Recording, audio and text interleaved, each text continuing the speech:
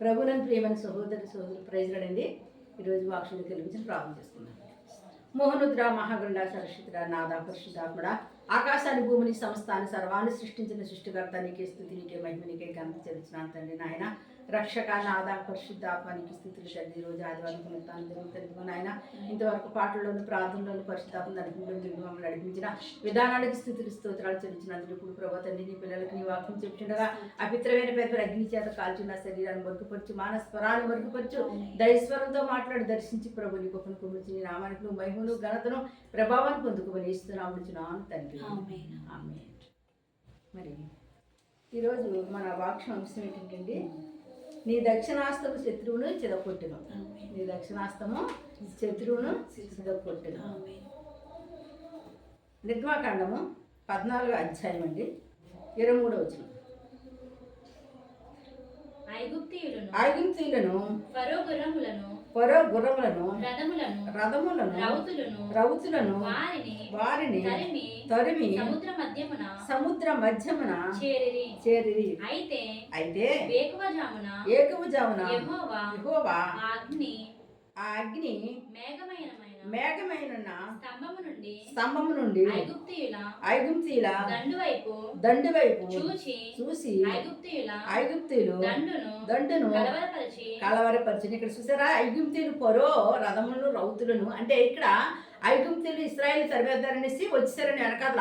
ఇలా వచ్చేసినప్పటికి ఎప్పుడైతే మరి వాళ్ళ ఇశ్రాయేల్ వచ్చినప్పుడు కంటండి, ఇక్కడ మోషే ఆగిపోకు నువ్వు సాగిపోవని ఎప్పుడైతే మోషేతో దేవుడు చెప్పాడు, ఆ ప్రకారంగా మోషే చేతులెత్తి ప్రార్థన చేసినప్పుడు అప్పుడు వెంటనే ఏమైందండి, సముద్రం రెండు పాయలుగా అయిపోయింది.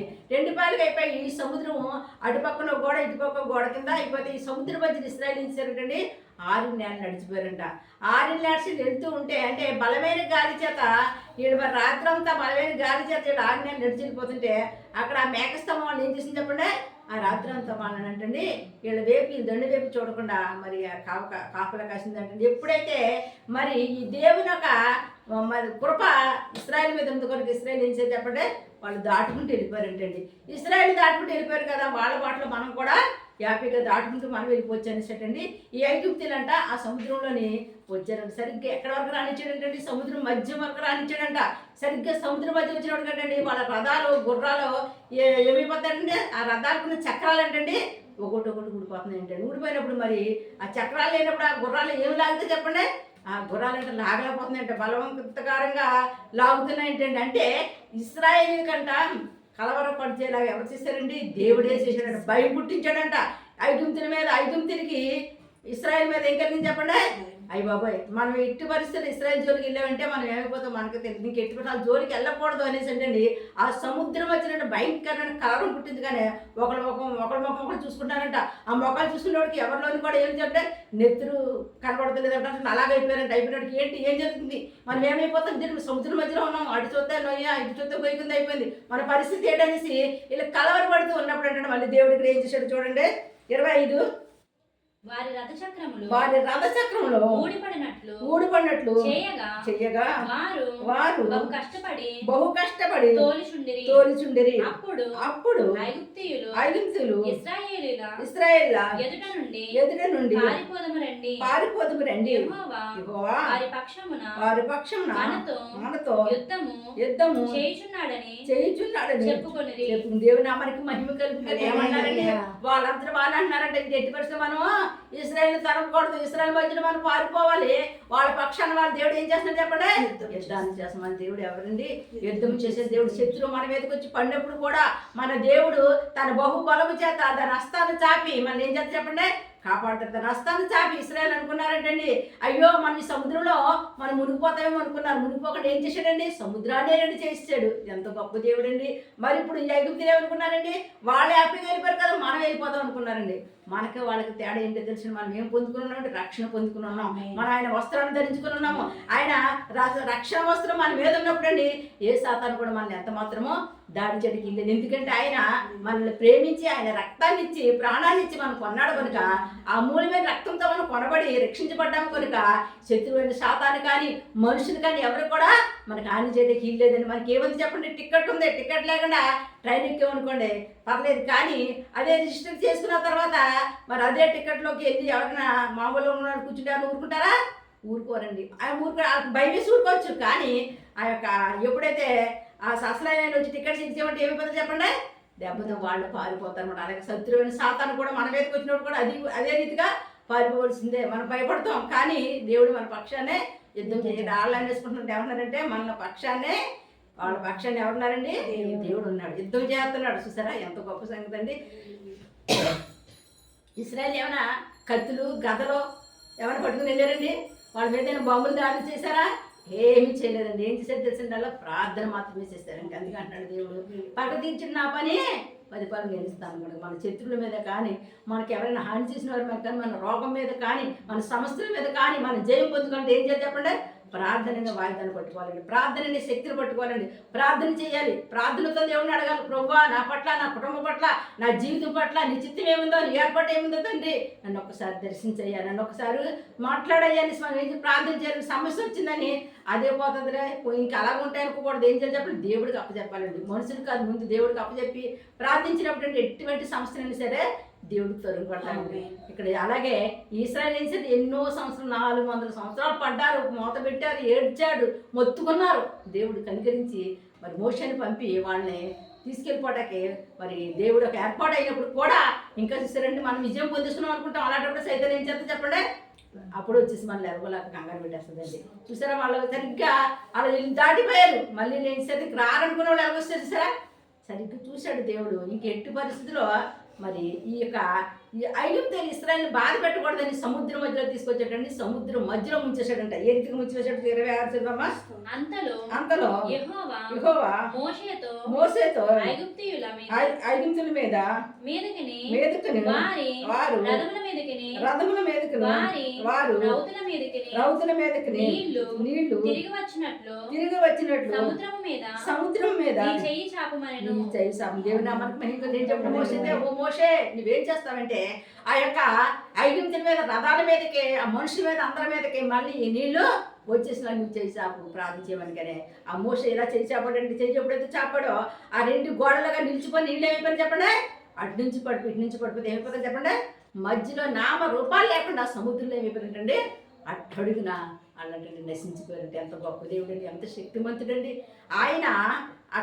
బాహుబలం చేత, దేవుని యొక్క బలాతిశయం చేత మరి శత్రువు ఏం చేసేటప్పుడు సముద్రంలో చెత్త కొట్టాడండి. ఎక్కడ కొట్టాడు చెప్పండి? దేవుడు శత్రువుని సముద్రంలో చెత్త కొట్టాడు. మన యేసుప్రభువు వారి శత్రువుని ఎక్కడ చెత్త కొట్టాడు చెప్పండి? మన ఆయన కాళ్ళ పాదాల కింద వేసి దాన్ని చెత్త కొట్టాడు. కనుక మనం ఎట్టి పరిస్థితులు భయపడక్కర్లేదు. శత్రువైన సాతాను మనల్ని ఓడిందారని, మనల్ని భయపెడతారని, మనల్ని ఏదో చేద్దారని వస్తుంది. కానీ దేవుని పేరట మనం ముందుకు సాగి ప్రార్థించినప్పుడు అంటండి ఆ ఇశ్రాయేలు ఎలాగైతే మరి ఐగుప్తుల్ని ఓడించి విజయాన్ని పొందుకున్నారు, మనం కూడా అటువంటి విజయాన్ని పొందుకుంటాం. కనుక భయపడకూడదు. కానీ ఏం చేయాలి చెప్పండి? నిరీక్షణ కలిగి, భయం భక్తి కలిగి దేవుని ఏం చేయాలి చెప్పండి?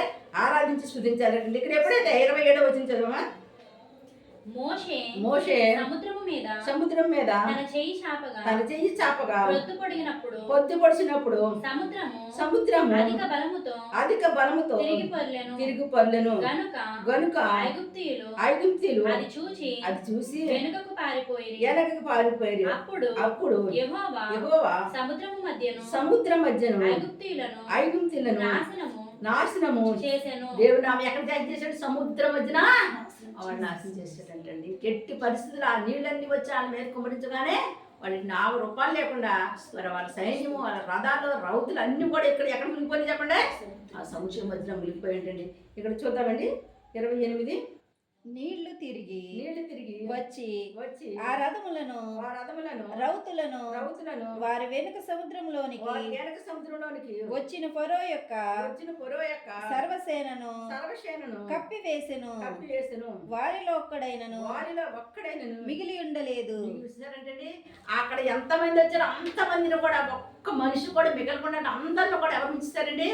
దేవుడే ముంచేస్తాడండి. ఇక్కడ తర్వాత 29 వచ్చినమ్మా. అయితే ఇశ్రాయేలు ఆరిన నేలను సముద్రం మధ్యన ఉన్నప్పుడు ఆ నీళ్లు వారి కుడి వారి కుడి ఎడమను ఎడమ పక్కల గోడవలే నుండెను.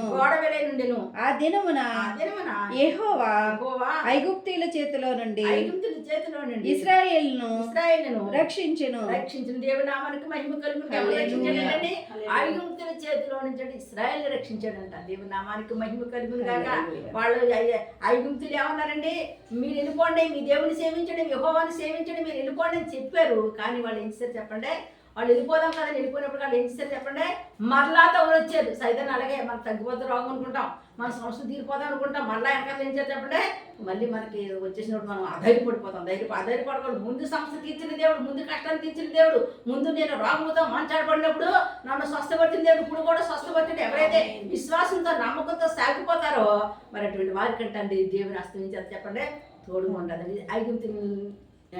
ఐగుప్తుల చేతుల నుంచి ఇశ్రాయేలు కాపాడిన దేవుడు నన్ను కాపాడుతాడని ఎవరైతే నమ్ముకుంటారో వాళ్ళంటే దేవుడు నిశ్చయముగా వాళ్ళు ఏం చేస్తాడంటే కాపాడుతాడు. నిత్యం వాళ్ళంటండి రక్షిస్తాడండి. ఇక్కడ చూద్దామండి, ఎప్పుడైతే వాళ్ళకంటండి ఈ యొక్క ఐగుప్తుల కంటండి మోషే మీద ఇశ్రాయేల్ మీద అంటండి ఏం కలిగిందంటండి, భయం కలిగిందండి. అయ్యో వాళ్ళ దేవుడు చాలా గొప్పవాడు, చాలా శక్తిమంతుడు, చాలా అద్భుత ఆశ్చర్యకారాలు చేయగలడు అనేసి అంటండి వాళ్ళంటండి ఆ దెబ్బతో ఆశ్చర్యపోయారటండి. ఇక్కడ చూద్దామండి, ఇక్కడ తర్వాత 15 అండి, 15 ఒకటో వచ్చిన అప్పుడు మోషే ఇశ్రాయేలును యెహోవా గూర్చి ఈ కీర్తన పాడిరి.